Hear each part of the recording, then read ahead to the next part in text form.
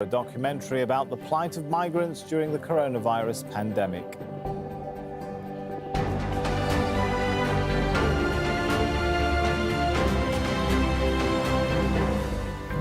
I'm Sami Zaidan. This is Al Jazeera live from Doha. Also coming up, a court reduces the 32-year prison sentence of former South Korean President Park Geun-hye. India prepares to lock down its biggest state again, as more than 26,000 coronavirus cases are reported in one day. Donald Trump dismisses a Supreme Court order saying his tax records can be examined by prosecutors in New York.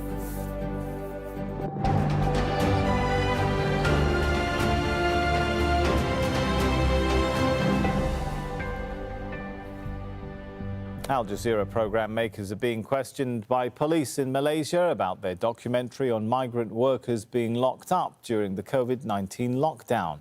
Police say they're investigating the program for sedition, defamation and violation of the Communications and Multimedia Act. Al Jazeera has responded with a statement calling on the Malaysian authorities to respect media freedom and desist from treating its journalists as criminals. Al Jazeera says it has serious concerns about developments that have occurred in Malaysia since the broadcasting of its 101 East investigative documentary Locked Up in Malaysia's Lockdown on July the 3rd. The documentary investigated why the COVID-19 pandemic is forcing migrant workers into hiding. The government put some areas of Kuala Lumpur with high infection rates under lockdown, with people tested and some fingerprinted. Foreigners without valid documents were arrested.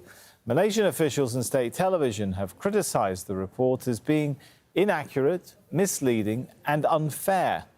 Al Jazeera's attempts to interview government ministers and officials during the production were declined. Staff have experienced sustained online harassment since the broadcast. 101 East is an Asia-Pacific current affairs programme that has won numerous international awards. Malaysia's top policeman is speaking to the media. He's dismissed questions over the journalist being treated unfairly. He says the Attorney General is yet to decide on whether charges will be laid. They feel that they are what I call being fair in their reporting or whatever it is. Don't be afraid. Don't be afraid. I'm not going to intimidate them. I'm not going to allow anyone to harm or to cause harm or to instigate to harm them. Now, please, please. Be brave. I mean, be professional about it. We still allow them access to the best lawyers or whatever, if in case the AG decides the other way. Okay. I speak to Azra Muhammad Kalib in Kuala Lumpur. He's the chief executive and founder of the Galen Centre for Health and Social Studies. Good to have you with us. You, as someone who follows the health and social situation there, perhaps you can explain to us the conditions that the documentary reported on. Those are not issues that started with this documentary, right? Absolutely. I think this documentary actually highlights some of the conditions which were exacerbated due to the COVID-19 outbreak and the subsequent lockdown and restrictions on movement that were put into place. But I have to say, in response to what was just played on air a moment ago, that the authorities have every right to be outraged if the documentary had been malicious and deliberately provocative to incite a certain amount of hatred towards a particular person or agenda. But anybody reasonable who has watched this documentary would agree that it is actually fair and balanced. And that is definitely what Al Jazeera is repeating, and we're calling, of course, for our colleagues not to be harmed and not to have their freedom to operate as journalists restricted in any way. Tell us a little bit about the issue. What sort of conditions are undocumented migrants facing in the country, especially because of the lockdown? Well, if you are documented or undocumented migrant, very often the issues are very similar in terms of how you are able to access services, but also the treatment of yourself in the Malaysian society environment, you are vulnerable regardless of your documented or undocumented status. But if you are undocumented, that vulnerability actually increases tenfold simply because you wouldn't have necessarily the kind of access that you have to services such as healthcare, to legal aid, or even some form of remedy against an unfair employer that may have seized your passport and may not renew your visa, as what was highlighted in your documentary. So if you're undocumented, it definitely is a point of concern, especially in a public health emergency such as the COVID-19 outbreak.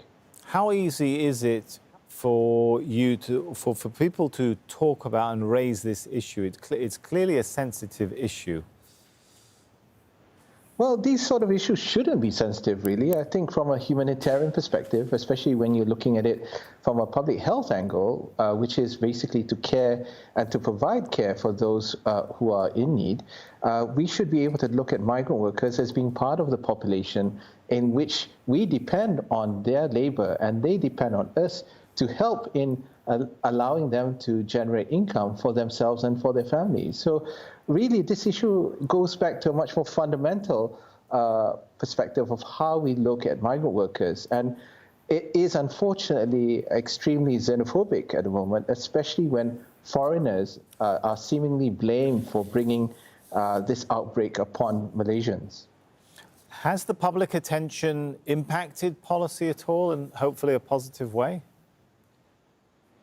Well, definitely this documentary that you have broadcasted actually brings to light quite a number of difficult, long-standing, and unfortunately uncomfortable issues that affect the Malaysian society, and that's got to do with xenophobia, bigotry, and racism, and how we look at these issues within this context. And because they're foreign, because they're non-national, it actually highlights it even further how vulnerable people can be when they are forced to confront these issues. And unfortunately, at this point of time, we see that the government has taken this the wrong way, at least in a way that it has misread, we believe, rather than to look at the good aspects of this documentary. Because policy changes need to happen when it comes to migrant worker labor.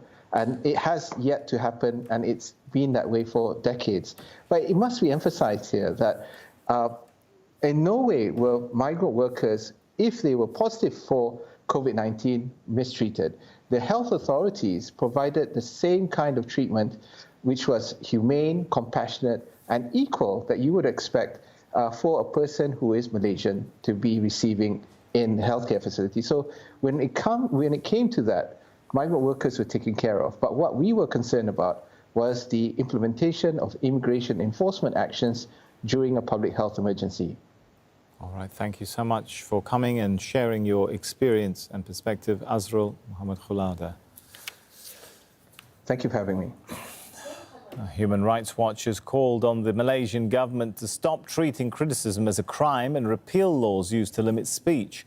In a statement, the Deputy Director for Asia said Malaysia's Perikatan Nasional government is increasingly responding to public criticism by carrying out abusive investigations on specious charges. Prime Minister Muhyiddin Yassin should recognise everyone has a right to criticise their government without fear of investigation or prosecution. South Korea's former president, Park Geun-hye, has had a 32-year prison sentence, for corruption reduced by 10 years. South Korea's first female president was impeached 3 years ago following huge protests and convicted of bribery, embezzlement and abuse of power. Our correspondent, Rob McBride, has more from the capital, Seoul. This all dates back, of course, to Park Geun-hye's disgraced time in office. You remember it became mired in this corruption scandal in 2016.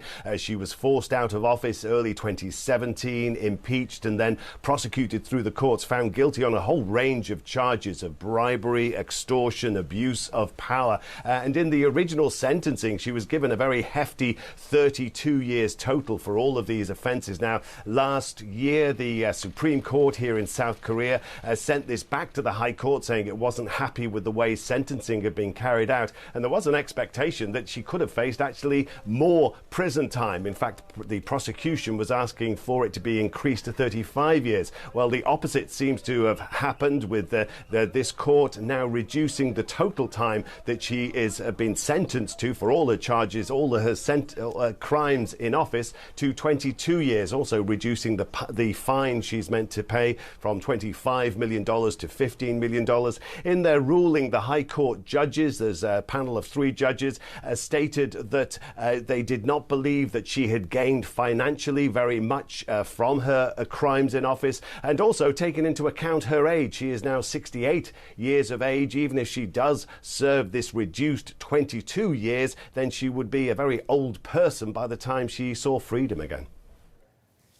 All schools in Hong Kong are being closed to stem the daily increase in COVID-19 infections. 42 new cases were reported on Thursday, the majority locally transmitted. Many schools have been shut since February because of the outbreak. India's most populous state is set to go back under lockdown as the country deals with a rise in coronavirus infections. The weekend lockdown will begin Friday night. More than 1,200 new cases were reported in the state of Uttar Pradesh on Thursday. India recorded more than 26,000 new infections in the past day. That's a record high. Elizabeth Puranam is in New Delhi. She has the analysis of why Uttar Pradesh is going into lockdown again. Certainly the state government admitting, like others have, that they need to take more action as the number of cases, both in Uttar Pradesh and in India, just continue to keep rising. The state government said that it's going into lockdown from Friday night until Monday morning to break the chain of transmission, that offices and markets will be shut, buses won't be allowed, unless they're taking people to train stations, because trains and flights will continue. Now, Uttar Pradesh is not the worst affected state, but it is the most populous. It's home to more than 220 million people, and the government there says that it's going to continue with its awareness campaign. India nearly has 800,000 cases now, and it had 700,000. It reached the 700,000 mark on Tuesday. So it's important to remember that the cases are rising as such that it took India something like 56 days to go from 0 reported to 100,000 reported cases, nearly 2 months. And now it's only taking 4 days to add on another 100,000 cases. So the government says that it's going to continue increasing testing. It tested nearly 300,000 people yesterday, and as well as that it's going to conduct a serological survey around the country to determine the spread of the virus, or rather where it's been, by testing for antibodies in people. Now, voting is underway in Singapore's general election with strict health measures in place. Prime Minister Lee Hsien Loong's party is expected to hold on to power. The election comes just 6 weeks after, or just weeks rather, after Singapore emerged from a 2-month lockdown. The pandemic and the economy, major concerns for those voters. Still ahead on AlJazeera, Australia takes drastic steps as it struggles with an increase in coronavirus cases. We visit a town in Chile that has very few cases of coronavirus, but has still been left devastated by the pandemic.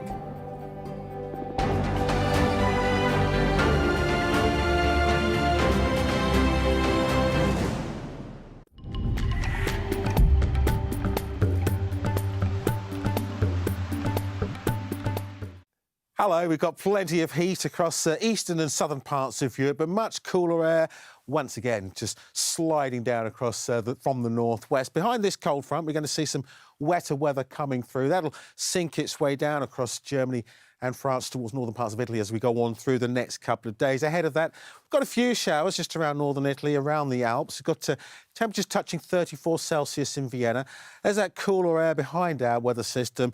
24 Celsius for Berlin, and falling. Temperatures struggling to get to around 19 Celsius here on Saturdays. That fresher weather starts to push through. Freshening up too in Vienna to around 22 Celsius, and some really heavy downpours coming in as we go on through the course of the weekend. And that pushes its way up through Belarus into that western side of Russia. Further south, we're hanging on to the heat. Temperatures still getting up to around 31 in Athens. Hot sunshine too across northern parts of Africa. 26 there for Rabat, not too bad here. We'll see it largely fine and dry. Further south, plenty of showers across central parts of Africa. And if anything, those showers just nudging a little further northwards. We'll see showers pushing across into the Gambia, into Senegal and also Mauritania.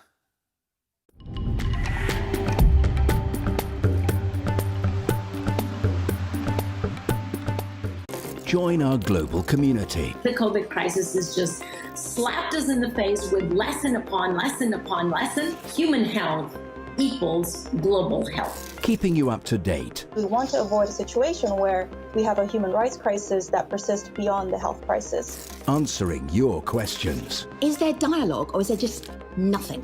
We are now approaching a crossroads. This is an opportunity that we must not miss. The Stream on Al Jazeera.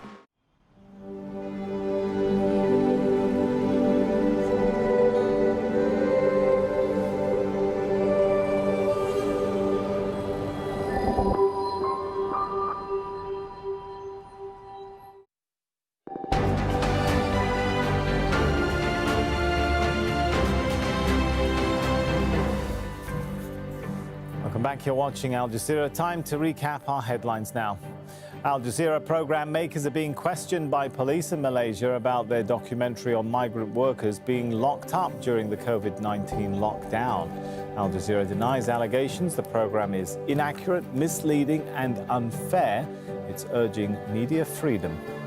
South Korea's former president Park Geun-hye has had her 32-year prison sentence for corruption reduced by 10 years. South Korea's first female president was impeached 3 years ago following huge protests. She was also convicted of bribery, embezzlement and abuse of power. The most populous state in India is to be put into a weekend lockdown from Friday evening. Uttar Pradesh has recorded a jump in coronavirus infections. India now has nearly 800,000 cases. Health officials in Sri Lanka are warning of a major crisis after a sudden spike in coronavirus cases. A new cluster has emerged at a rehabilitation facility in central Sri Lanka. At least 253 new cases were found there on Thursday, 10% of the country's confirmed infections. The centre has been locked down and contact tracing is now underway after an employee left the centre and went on leave. Let's get the details now from Minel Fernandez in Colombo. So Minel, Sri Lanka has had the situation under control, but now suddenly this. What's causing the spike?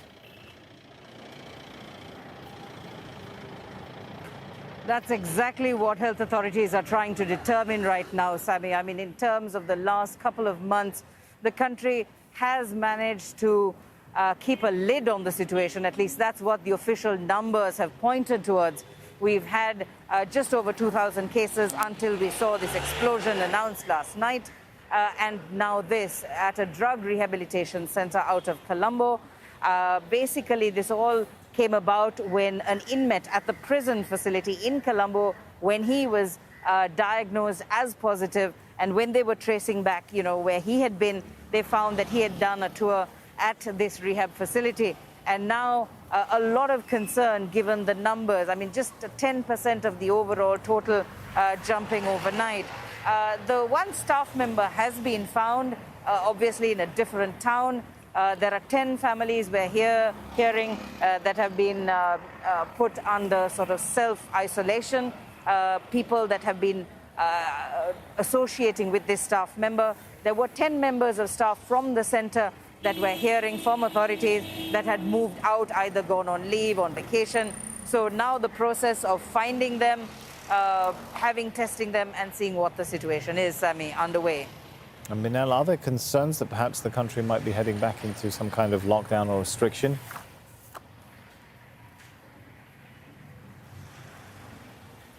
Well, this is the issue right now. I mean, after weeks of lockdown, we did have things easing up. Now, this happened on very much a kind of a phased basis. We had essential workers being allowed, medical staff, essential services being allowed in. We had schools which had been closed for almost 2 months. essentially starting a phased return. The key sort of grades, if you like, that have major exams just started on Monday. Now, there were some concerns, but overall, the feedback was that many pupils had turned back in schools. But obviously, with this kind of number jumping, as much as the authorities are very keen to point out and reassure the public that everything's under control, this doesn't mean like a massive spread.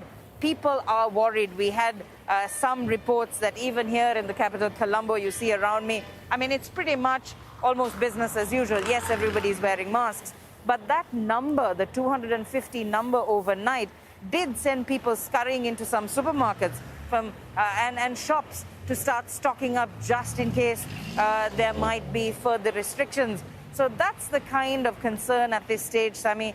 And obviously authorities trying to get a handle on it once again and bring the situation under control.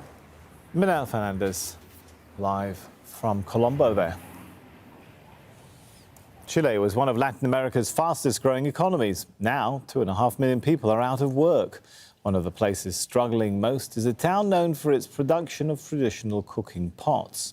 As Lucia Newman reports, the residents of Pomaire no longer make enough money to eat.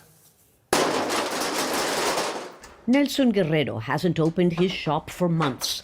All the handmade clay pottery inside is full of dust, including the emblematic piggy banks that he makes. They're for saving money and for good luck, he says. But today, potters in this small rural town have neither money nor luck. Pomaire's streets and shops used to overflow with visitors, but not since April. I leave my shop open to air out the place, so if anyone passes, they can take a look. Old habits are hard to break. For generations, the people of Pomaire have made their living from making this type of pottery, as emblematic as the Chilean corn pies they're served in. But now Pomaire is as empty as people's pockets. Just before lunchtime, you suddenly see residents coming out, all heading in the same direction, to the same place. Rosa Encina is in charge of the community center that's become Pomaire's lifeline. All the volunteers at the soup kitchen are out-of-work potters. We started with 100 meals, then 120, every day more and more, until the day came that we had nothing left to serve, so we called the press and asked for help. 2 weeks ago, that help started arriving, especially from the capital's poor neighborhoods and from the fish, fruit, and vegetable markets. Today, they'll serve 500 meals. Rosa welcomes her neighbors as though they're being invited to lunch, except that they're all carrying pots to take the food home. As many portions as there are in each household. On this day, they're treated to a seafood stew with salad and a fruit. There are 4 adults and 4 children in our house. We can't afford nappies, but thankfully here we get a good meal. It's finally Ingrid Valdivino's turn. Her mother, who has difficulty walking, has been waiting eagerly for the warm lunch. Before, we sold enough for all our needs. Now my father and I have no work, and I have 2 children. The house is humid and cold because, as in most homes, the floors are made of dirt. But Ingrid's pottery, like everyone else's, is gathering dust, so there's no money for heating. This town is one of the few that is not under obligatory quarantine. In fact, there are very few people here infected with COVID-19. And yet the impact of the pandemic has been devastating. So much so that many are very worried that unless the pandemic and its economic effects ease quickly, like Pompeii, Pomaire as we know it will cease to exist. They know they can't depend on charity forever to fill their empty pots. Some are already looking for other ways to make a living, even if it means the end of one of Chile's most beloved cultural icons. Lucia Newman, AlJazeera, Pomaire. Australia is halving the number of citizens allowed to arrive from overseas. Since March, only citizens and permanent residents have been allowed in. Prime Minister Scott Morrison says the decision follows a surge of coronavirus cases in the state of Victoria. At a time when Victoria was able to take flights again, then obviously the challenges to the system presently caused by the outbreak in Victoria would have subsided, and that then, of course, would mean that there'd be less pressure on the system nationally. So until that is under control, or even beyond that, has been under control, and Victoria is able to take up those flights again, then we'll be in a restricted capacity for the foreseeable future. From Sydney, Nicola Gage has the details of the announcement. From Monday, the Prime Minister, Scott Morrison, said that only 4,000 citizens or permanent residents will be allowed to return to the country every week. That is essentially cutting the intake figures by half. In terms of when that cap can be lifted, the Prime Minister said that will only happen when the coronavirus outbreak in the city of Melbourne is contained. And right now, of course, there are 5 million people under partial lockdown in the city and surrounding some regional surrounding areas. They're only allowed to leave their homes for essential reasons. And on Thursday, we saw another record day of infection cases, so it doesn't look good for those returning travellers. There was another 288 people testing positive for coronavirus in the city of Melbourne, and Scott Morrison says that all of Australia's resources in this area needs to be going to fighting that outbreak. Of course, authorities are trying to stop it spreading to other parts of the country, so there is a huge contingent of federal police and Australian Defence Force personnel along the borders to make sure people aren't crossing into different areas. Another aspect of this announcement by the Prime Minister is that now anyone returning from overseas will have to pay for the mandatory 14 days of hotel quarantine that they need to undertake. The US Supreme Court has issued mixed verdicts on demands for Donald Trump's financial records. For now, at least, the president's tax returns and other documents will remain out of the public eye. Shihab Ratansi explains. President Trump displayed mixed emotions following the two judgments on the release of his financial records. Well, the rulings were basically starting all over again, sending everything back down to the lower courts, and you start all over again. And so from a certain point, I'm satisfied. From another point, I'm not satisfied, because frankly, this is a political witch hunt, the likes of which nobody's ever seen before. It's a pure witch hunt. It's a hoax, just like the Mueller investigation was a hoax that I won. These Supreme Court rulings weren't even close. Each one had a 7-2 majority that included Trump appointees Justices Gorsuch and Kavanaugh. The court threw out the president's lawyers' arguments that their client has immunity from investigation in both cases. Chief Justice John Roberts writing that no citizen, not even the president, is categorically above the common duty to produce evidence when called upon in a criminal proceeding. So authorities in New York are allowed to secure records from the president's accounting firm through the courts. The city's district attorney hailed the decision. Cyrus Vance Jr. said it's in keeping with the USA's founding principles, and added the investigation, which was delayed for almost a year by this lawsuit, will resume, guided as always by the grand jury's solemn obligation to follow the law and the facts wherever they may lead. But New York's grand jury investigation into potential wrongdoing by Trump and the Trump Organization is held in secret. So barring a leak, the public will not see the records if and when it receives them. Investigators are looking into whether an alleged hush money deal with two women who claim to have had an affair with Trump broke the law. Congress, however, could release Donald Trump's financial records to the public if House committees win the right to see them. And that may or may not happen now.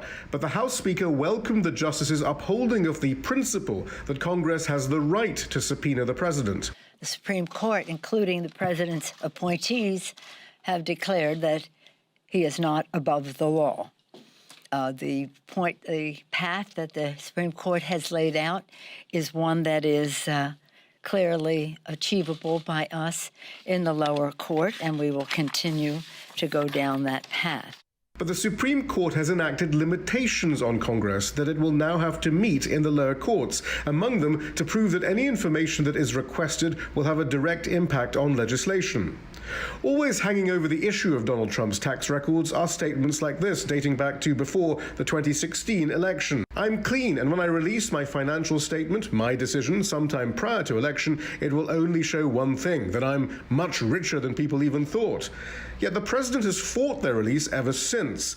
So there is some comfort to be had for the president. Donald Trump's arguments regarding presidential immunity did not win.